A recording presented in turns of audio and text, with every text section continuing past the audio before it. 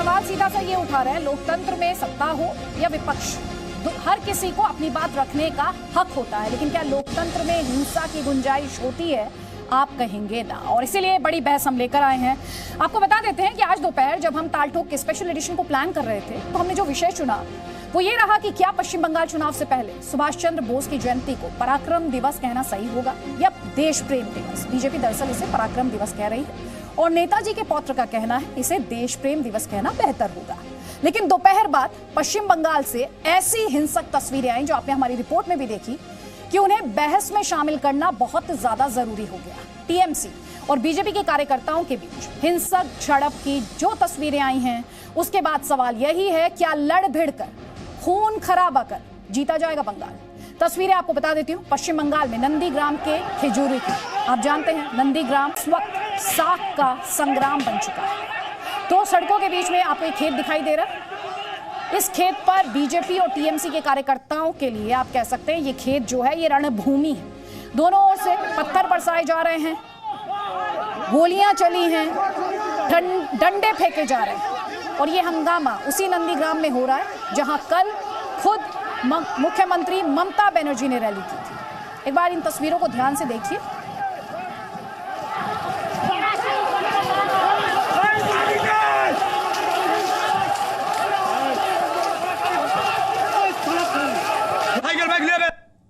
गाड़ी নিয়ে আসো, ওখান থেকে আমাদের গাড়ি নিয়ে আসো। আরে গাড়ি তো নিয়ে আসো সব। আরে মাছ আরে গাড়ি নিয়ে আসো, একটা গাড়ি নিয়ে আসো। সাইকেল ব্যাগ নেবে।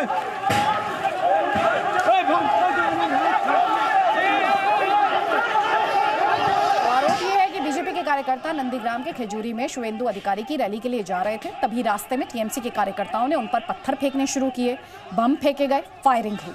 आवाज अभी आपने इन तस्वीरों में सुनी थी।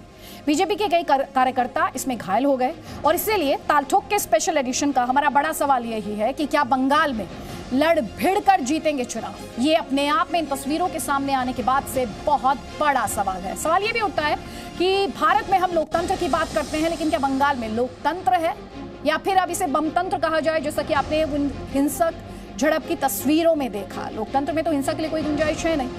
तीसरा बड़ा सवाल नेताजी से जुड़ा हुआ है। नेताजी के नाम पर बनेगा काम, क्योंकि हर पॉलिटिकल पार्टी विधानसभा चुनाव से पहले नेताजी का नाम बुलाने की कोशिश कर रही है और उस नाम पर सियासत कर रही है, ऐलान कर रही है।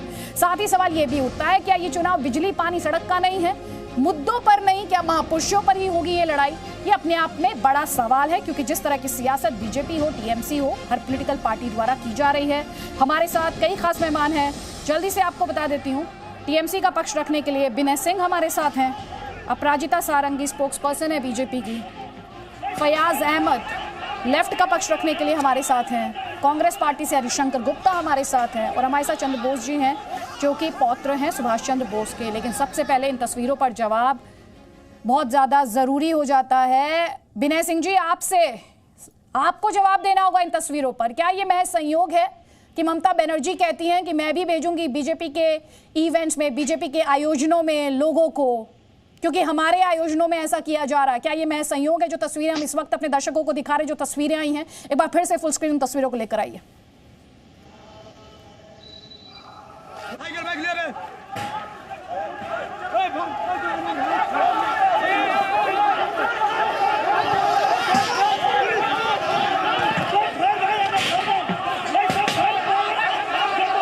विनय सिंह जी, दीजिए जवाब इन तस्वीरों पर। सर, हाँ, जवाब दे रहा हूं मैं। ममता बनर्जी आज अपने मीटिंग के दौरान पुरुलिया में जो बात उन्होंने रखी है, तो हमारे ऊपर अगर कोई पत्थर फेंकेगा उसको तो मैं फूल से स्वागत नहीं करूंगा। ममता बनर्जी के मीटिंग में हर जगह झमेला करने के लिए बीजेपी के द्वारा कुछ आपराधिक किस्म के तत्व जा रहे हैं और मीटिंग का माहौल खराब करने की कोशिश करते हैं, तो उसके जवाब में ममता बनर्जी आज ऐसे इस बातों को उन्होंने रखी है। यह जरूरी नहीं है कि कहने के लिए वो कहीं है और हम लोग बीजेपी के मीटिंग में लोग भेजकर वहाँ बीजेपी की मीटिंग को हम लोग खराब करेंगे। हमारी स्थिति इतनी कमजोर नहीं है। यह बात कहने के लिए कहा गया है ताकि भविष्य में भारतीय जनता पार्टी ऐसी घिनौने कार्य से अपने आप को दूर रखे। तृणमूल कांग्रेस की मंशा किसी दूसरे के मीटिंग में लोग भेज करके मीटिंग को बर्बाद करने की नहीं है। और ये जो तस्वीरें, इस पर जवाब दीजिए सर। और दूसरी बात, मुझे आपकी उन बातों पर सख्त आपत्ति है। सुनिए सर, मुझे आपकी उन सर सुन तो लीजिए। आपने कहा अगर कोई पत्थर फेंकेगा तो फूल थोड़ी बरसाएंगे सर। सर क्या हिंसा का कोई जस्टिफिकेशन हो सकता है सर? प्लीज सर, मैं आपसे आराम से सवाल पूछ रही हूँ, आप क्यों चिल्ला रहे हैं? प्रवीण और नवीन का लड़ाई है, नए और पुरानों का जो द्वंद्व है वही है। उसमें तृणमूल कांग्रेस किसी भी सूरत में शामिल नहीं है। यह भाजपा का आपसी अंदरूनी द्वंद्व है। जो भाजपा में अभी जा रहे हैं और जो पहले से भाजपा में है, वह यह उनका आंतरिक झगड़ा है। यह दिनों दिन और बढ़ेगा। बंगाल में आप लोगों को यह देखने को मिलेगा। Vinay Singh ji, law and order किसकी जिम्मेदारी है सर? आप मुझसे ये कह रहे हैं कि ऐसी तस्वीरें और आएंगी। दो बातें हैं सर, यहाँ पर बहुत ज्यादा जरूरी हो जाता है। दर्शकों को स्पष्ट कर दूं सर, सुन लीजिए सर। पहली बात, हम अपने पैनलिस्ट की राय को एंडोर्स नहीं करते। जी न्यूज पैनलिस्ट की राय को एंडोर्स नहीं करते, यानी हम उसका समर्थन नहीं करते। पैनलिस्ट की राय उनकी निजी राय होती है। अब आपसे मेरे दो सवाल है सर। आपने जो पहले ही कॉमेंट दिया, पहली बात सर, लोकतंत्र में या कहीं भी हिंसा के लिए कोई जस्टिफिकेशन नहीं हो सकता सर।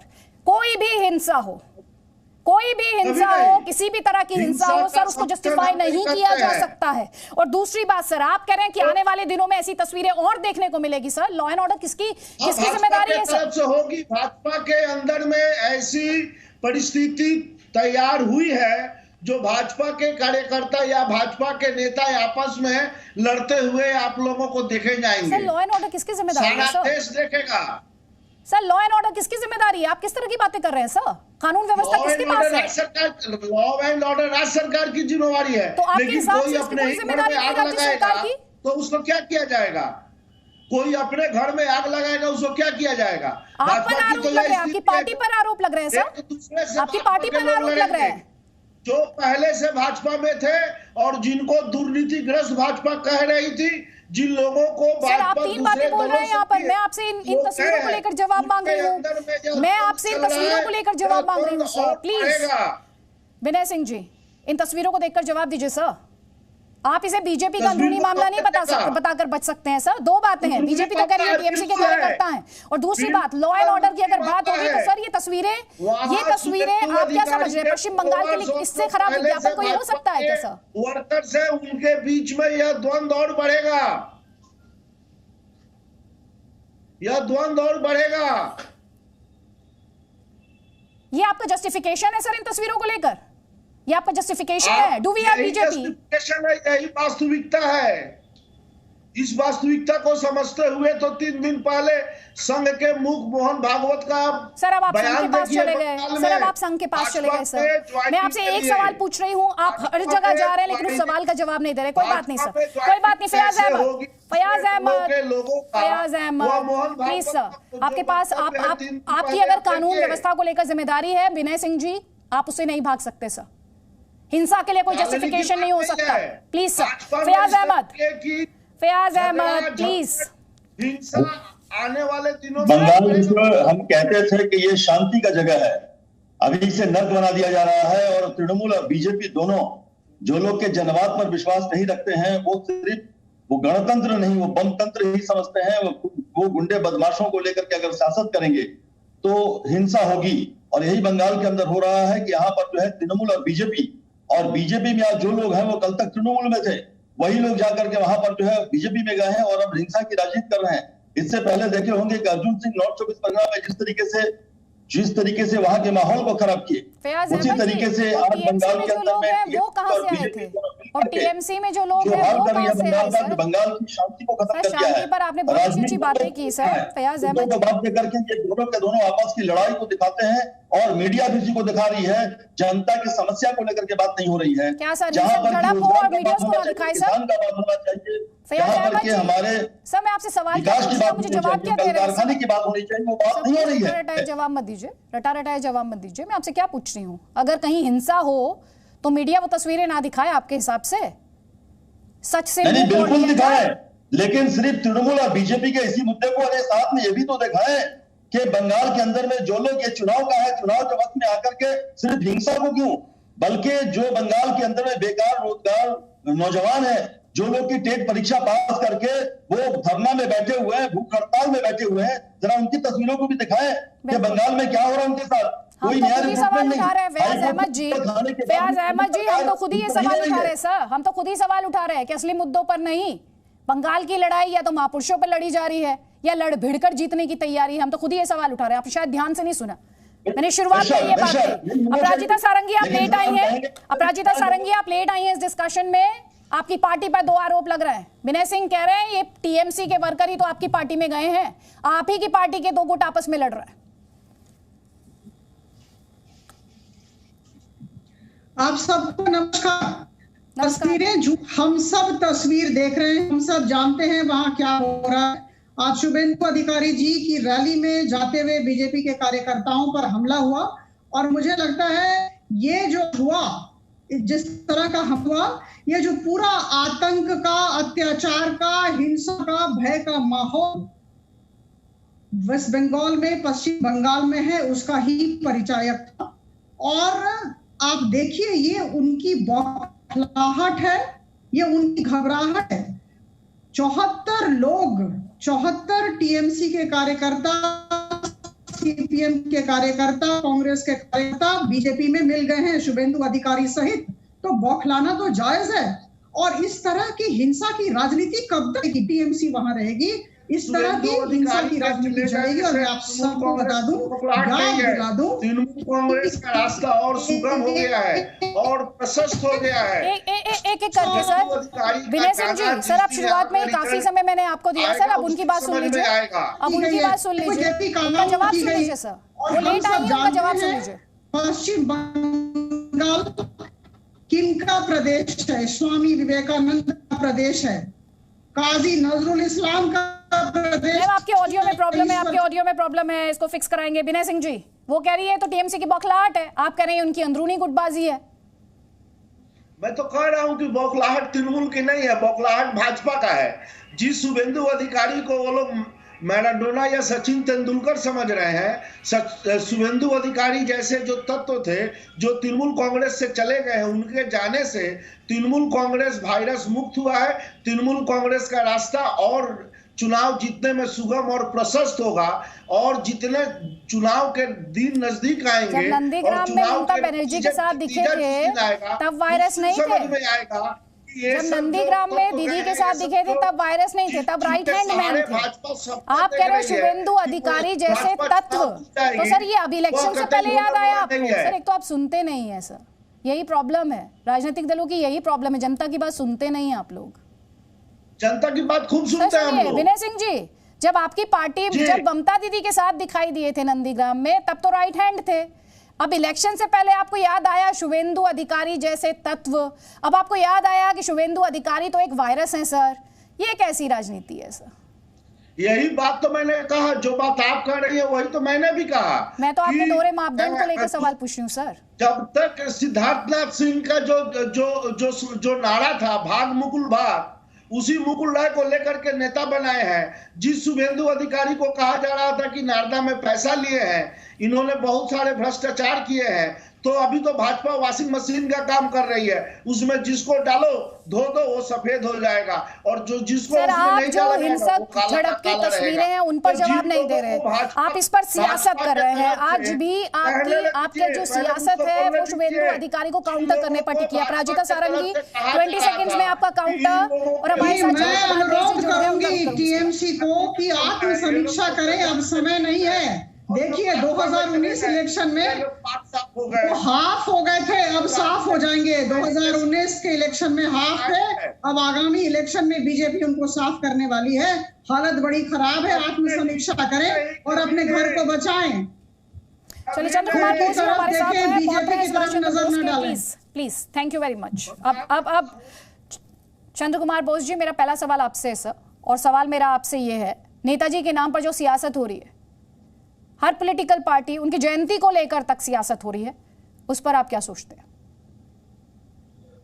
देखिए, नेताजी सुभाष चंद्र बोस राजनीति का बहुत ऊपर में है। वो राजनीतिक नेता जरूर था, मगर वो लिबरेटर ऑफ इंडिया भी था और हीरो ऑफ एशिया भी था। तो आज राजनीतिक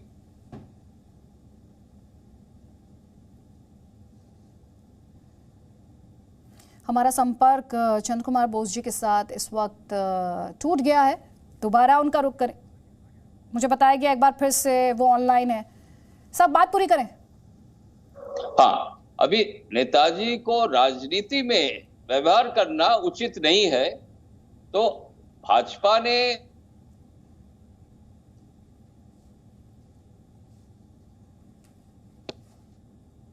एक बार फिर से हमारा संपर्क उनसे टूट गया है। कोशिश रहेगी इस टेक्निकल ग्लिच को फिक्स करें। जल्दी से एक कमेंट हरिशंकर गुप्ता जी आपका। नेताजी के नाम पर सियासत हो रही है, बिजली पानी सड़क को छोड़कर देखिए महापुरुषों पर आ गई ये लड़ाई। बिल्कुल, महापुरुष तो देश के होते हैं, किसी दल के तो होते नहीं। देखिए नेताजी के नाम पर, अब मुझे बोलने दीजिए, 23 तारीख को पराक्रम दिवस मना रहे हैं नेताजी के नाम पर। साथ साथ ये भी कर लें कि जिसके ये अनुयायी हैं सावरकर के, एक गद्दार दिवस भी मना ले। वेस्ट बंगाल का जो आदमी नेताजी से प्रेम करता है वो ये हकीकत भी जानता है कि सावरकर ने नेताजी के साथ में क्या किया था। द्वितीय विश्व युद्ध के बाद और उसके दौरान में सावरकर ही थे जिसका बाय प्रोडक्ट, हिंदू महासभा का बाय प्रोडक्ट आरएसएस और बीजेपी है। हरिशंकर गुप्ता जी, आपने मेरा सवाल नहीं सुना। नेताजी का जमकर विरोध किया और अंग्रेजों का, मेरी बात सुन लीजिए सर, मैं आपकी बात तो सुनूंगी, लेकिन आपको टॉपिक पर रखना मेरी जिम्मेदारी है ना सर। आज बड़े शर्म की बात है। मैं ये जो डिस्कशन कर रही हूँ व्यूअर्स के लिए कर रही हूँ, एक टॉपिक पर कर रही हूँ सर। ये जो नेताजी के नाम पर सियासत हो रही है और हर पार्टी अपनी राजनीति चमकाने की कोशिश करी, मैं उस पर सवाल कर रही हूँ सर। उस पर जवाब दीजिए। आप सावरकर पर जवाब दे रहे हैं, मैं सावरकर पर डिस्कशन नहीं कर रही हूँ। इनको शर्म आनी चाहिए, इनको शर्म आनी चाहिए कि आज नेताजी के नाम को चुनाव से पहले बुलाने की कोशिश कर रहे हैं। इनके पास का नेता नहीं है। नेताजी 1938 में 1939 के अंदर कांग्रेस पार्टी के अध्यक्ष थे, वो कांग्रेस के अध्यक्ष थे, बंगाल कांग्रेस में महामंत्री थे। आज ये लोग कांग्रेस के नेताओं की जयंती मना रहे हैं और शर्म आनी चाहिए। मैं तो चुनौती देता हूं उनको कि आप बंगाल का चुनाव लड़ रहे हैं, नेताजी के साथ साथ सावरकर का पोस्टर भी लगाइए, उसके ऊपर भी माला चढ़ाइए, उनकी भी जयंती बनाइए। देखते हैं बंगाल का आदमी आपको कैसे वोट देगा। बंगाल का आदमी हरिशंकर गुप्ता जी, नफरत करता है। आपने नेताजी के बारे में बातें बहुत अच्छी की। उसके बाद कांग्रेस पार्टी ने जो उनके साथ सलूक किया वो भी उतना ही वेल डॉक्यूमेंटेड है जितना आपने गिनवाया सर।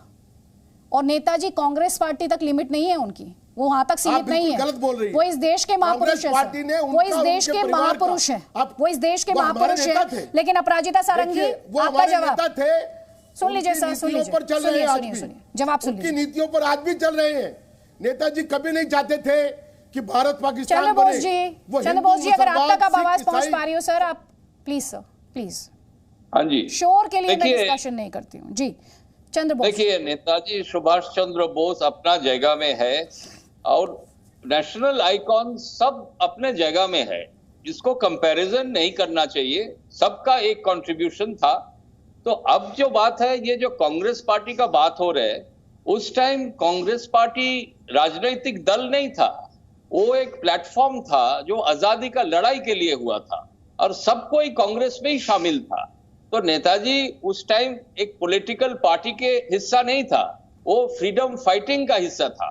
तो अब जाके जो बोल रहे नरेंद्र मोदी जी और एनडीए सरकार, नेताजी को सम्मान देने के लिए म्यूजियम गठन किया है लाल किले में। 21 अक्टूबर उन्होंने लाल किले में जाके तिरंगा झंडा भी लहराया, जो नेताजी ने आदेश दिया था आजाद हिंद फौज को, ये दिल्ली चलो और तिरंगा झंडा लहराओ लाल किले में।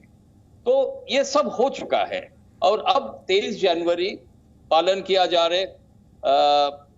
देखिए, देश प्रेम दिवस का मुद्दा काफी सालों से सामने है ना, किसी कारण ये नहीं हो पाया, शायद आगे जाके हो जाएगा। पराक्रम दिवस हुआ है, ये हम लोग स्वागत किया है, अच्छी बात है। मगर जो मेन मुद्दा जो है नेताजी का बारे में, नेताजी का जो आदर्श है, ये आदर्श को आज युवा पीढ़ी को सामने लाने पड़ेगा। उन्होंने जो आजाद हिंद फौज में सब धर्म को एक करके भारतीय बोल के प्रतिष्ठित किया था, ये आज भारत के लिए बहुत जरूरी है और रेलेवेंट। आपने देश प्रेम दिवस की बात की है, पराक्रम दिवस के तौर पर इसको मनाया जा रहा है, आप क्या चाहते हैं? आवाज पहुंच रही है सर आप तक? ये भारत के सामने लाने पड़ेगा, देश को आगे बढ़। एक बार फिर से हमारा संपर्क उनसे टूट गया है। हरिशंकर गुप्ता जी दीजिए जवाब। वो कह रहे फ्रीडम फाइटर के तौर पर जुड़े थे कांग्रेस पार्टी से, तब कोई पॉलिटिकल पार्टी थोड़ी थी कांग्रेस। मैं बिल्कुल मैं उनसे सहमत हूं, 2 बार कांग्रेस के अध्यक्ष बने। सवाल आज ये है, चंदन जी उनके बारे में बता रहे हैं, एनडीए सरकार की तारीफ कर रहे हैं, उनका स्वागत करना चाहते हैं, लेकिन ये भूल जाते हैं कि हिंदुस्तान पाकिस्तान का बंटवारा करवाने में नेताजी बहुत खिलाफ थे, गांधी जी के साथ थे। आज की आरएसएस, आज की बीजेपी क्या सभी धर्मों को मानती है? क्या हिंदू, मुसलमान, सिख, ईसाई सबको समान मानती है? तो वो कैसे आरएसएस, नेताजी के वंशज कैसे एनडीए की और कैसे आरएसएस की तारीफ कर सकते हैं, उनके कार्यक्रम में जा सकते हैं? वो नेताजी के उद्देश्यों के, उनके आदर्शों के, उनके नीतियों के बिल्कुल खिलाफ बात है। हम इसकी भर्त्सना करते हैं। नेताजी का जो पराक्रम दिवस इस बात की कर रहे हैं, जवाब सुन लीजिए सर, जवाब सुन लीजिए सर। आपसे सवाल पूछ रही हूँ नेताजी के नाम पर होने वाली सियासत को लेकर, आप जवाब दे रहे हैं मुझे आरएसएस पर जो आपके आरोप हैं। आप जो सवाल है उसी को एड्रेस नहीं कर रहे हैं, आपको जवाब देना चाहते हैं। सुनिए चंद्र कुमार बोस जी जवाब दे रहे हैं आपको। चंद्र कुमार बोस जी का जवाब। देखिए, नरेंद्र मोदी जी का जो वार्ता है, सबके साथ सबके विकास और सबके साथ सबके विश्वास, ये तो नेताजी का आदर्श है। ये नेताजी का आदर्श का ऊपर बेस करके उन्होंने ये वार्ता दिया है।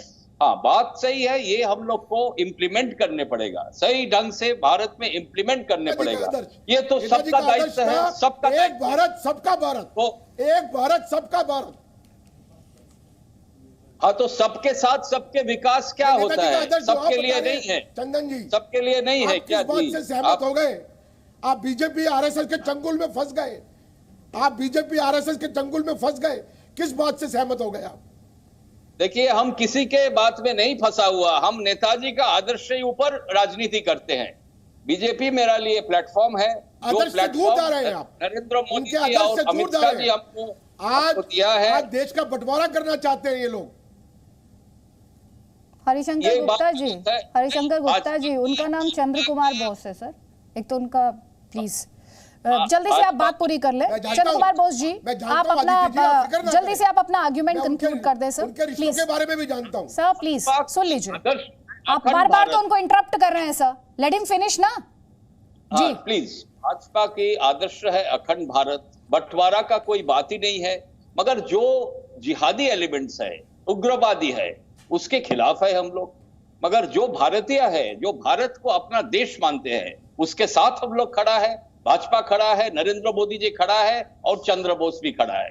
तो बात, अब ये बात को आप घुमा के आप देश को आप एक गलत ये वार्ता मत दीजिए।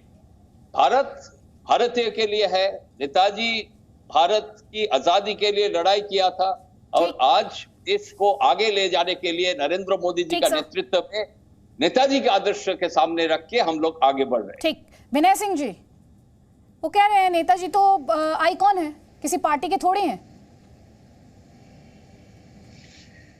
तो नेताजी तो आइकॉन सभी के लिए है, समस्त भारतवासी के लिए आदर्श हैं, प्रेरणा के स्रोत हैं। और नेताजी को लेकर के सियासत, कम से कम तो हम यह कह सकते हैं कि तृणमूल कांग्रेस और ममता बनर्जी की कोई मंशा नहीं है। हम लोग नेताजी सुभाष चंद्र बोस से प्रेरणा पाते हैं, हम लोग उनके दिखाए रास्ते पे चलने की कोशिश करते हैं। तो नेताजी सुभाष चंद्र बोस की 125वीं जन्मतिथि के अवसर पे मुख्यमंत्री के तरफ से एक पत्र भी भेजा गया है माननीय प्रधानमंत्री श्री नरेंद्र मोदी जी को कि 23 जनवरी को नेशनल हॉलीडे घोषित किया जाए नेताजी सुभाष चंद्र बोस के सम्मान में। तो वही मेरा विनय सिंह जी फिर सवाल भी था। अच्छा, वो आपने खुद ही इसका जिक्र किया सर। नेताजी क्या चाहते हैं उनकी जयंती पर? सर सुनिए तो सही सर, नेताजी क्या चाहते हैं उनकी जयंती पर छुट्टी मनाई जाए या काम हो? छुट्टी तो बहुतों के नाम पे है, तो सारी छुट्टियां रद्द कर दी जाए। अगर छुट्टी देने से वर्क कल्चर अगर नष्ट होता है तो जितनी छुट्टियां हैं सब छुट्टियां रद्द कर दी जाए, क्यों रखी गई हैं? छुट्टी देने से वर्क कल्चर नष्ट नहीं होता है, सम्मान दिया जाता है। उस दिन नेताजी को याद किया जाता है, उनके नाम पर सेमिनार होगा, सिंपोसियम होगा, अच्छे अच्छे जो है सो आदर्श वाली जो है सो चर्चाएं होंगी देश में, और नेताजी को सम्मान दिया जाएगा। और ममता बनर्जी के तरफ से यह पत्र प्रधानमंत्री जी को दिया गया है और यह भी कहा गया है। अपराजिता सारंगी जवाब ले लेते हैं सर। ये कह रहे चिट्ठी लिखी है हमने, नेशनल हॉलीडे का ऐलान किया जाना चाहिए प्रधानमंत्री द्वारा। मेरा एक बात और है सर, सुन लीजिए ना, यह भी बात ममता बनर्जी का ही है कि नेताजी के जो गुम होने वाली जो खोज अभी तक इन्वेस्टिगेशन हो रहा है उसको पब्लिक डोमेन में लाया जाए। कहां तक वह जो है सो कार्रवाई आगे बढ़ी है, इन्वेस्टिगेशन आगे बढ़ा है। जवाब सुनिए अब आप, वो पब्लिक जवाब सुन लीजिए अपराजिता सारंगी। नेताजी सुभाष चंद्र बोस के अदम्य साहस और उनकी राष्ट्र के प्रति भावना की वजह से हम लोगों ने 23 जनवरी को पराक्रम दिवस के रूप में मनाने का फैसला लिया है। मुझे लगता है हम सब का दायित्व बनता है प्रधानमंत्री जी की सरकार को धन्यवाद देना। अपराजिता सारंगी जी, सवाल उनका जो सवाल है मैं चाहूंगी, मेरे पास समय की कमी है, अगर आप उन दोनों सवालों का जवाब दें। उन्होंने कहा ममता बनर्जी ने चिट्ठी लिखी, नेशनल हॉलीडे डिक्लेयर करने की बात कही, और जो उनकी फाइल से रिलेटेड इन्वेस्टिगेशंस हैं उसके लिए वो जवाब मांग रहे हैं। जल्दी जल्दी अगर आप दोनों सवालों का जवाब देखिए, चिट्ठी आई है और केंद्र सरकार सभी चिट्ठियों का उत्तर देती है, समीक्षा करेगी और जो तथ्य होगा निश्चित तौर पर दिया जाएगा, जो ठीक होगा वो जरूर किया जाएगा और हम सेलिब्रेशन जरूर करेंगे। हम उस दिन उत्सव करेंगे, बहुत बड़ा दिन है देश के लिए और देशवासियों के लिए। का नाटक दिखा रहे हैं। पिछले साल तक आप लोगों को पराक्रम दिवस याद नहीं आया। टीएमसी के बंधु को मैं अनुरोध करूंगी अपने गिरेबान में जाके जरा बीजेपी की तरफ देखना कम करें, आत्म समीक्षा करें। आपकी हालत बड़ी खराब है। होने का 2019 के इलेक्शन में आप हाफ हुए हैं, अब हम साफ करने वाले हैं आपको। टीएमसी के बंधु इतना ना चिल्लाएं, कोई फायदा नहीं होगा। देखिए, आप तो अभी प्रधानमंत्री जी को धन्यवाद दें, आपको धन्यवाद देना चाहिए कि पराक्रम दिवस के तौर पर हम मनाए जा रहे हैं। ये हम सब भारतवासियों के लिए बड़ा गर्व का दिन है और एक बहुत अच्छा पदक्षेप है प्रधानमंत्री जी की तरफ से कि आप माननीय प्रधानमंत्री जी से नेशनल हॉलीडे की घोषणा करवाएं। सुने, और आपकी सत्ता जा रही है, राजनीतिक जमीन जा रही है, जरा सुने दूसरों की। राजनीति तो आप लोग कर रहे हैं, आप दूसरों की बात सुने। तो पराक्रम दिवस के लिए आप लोगों को बंगाल आती जा रही है, आपकी राजनीतिक जमीन जाती जा रही है। नेताजी के नाम पे आप लोग अपनी नैया पार करना चाहते हैं। बीजेपी की तरफ देखना बंद करें। विनय सिंह, हरिशंकर गुप्ता, फयाज अहमद और चंद्र कुमार बोस जी, बहुत बहुत शुक्रिया सर इस डिस्कशन में शामिल होने के लिए। लेकिन महापुरुष देश के होते हैं, लेकिन आपने इस डिस्कशन में ही ये देख लिया किस तरह नेताजी के नाम पर हर पॉलिटिकल पार्टी, चाहे वो टीएमसी हो, चाहे वो बीजेपी हो, चाहे कांग्रेस पार्टी हो, हर कोई क्रेडिट लेने की कोशिश कर रहा है। शायद इसीलिए, क्योंकि विधानसभा चुनाव है, इसलिए हर कोई ये चाहता है कि उसे ज्यादा से ज्यादा क्रेडिट मिले और ये क्रेडिट कहीं वोट में तब्दील हो। कोशिश यही की जा रही है। खैर, जनता जनार्दन है, सब जानती है। आप सभी का बहुत बहुत शुक्रिया। Presenting B News app, available on Google Play and App Store. Download it now.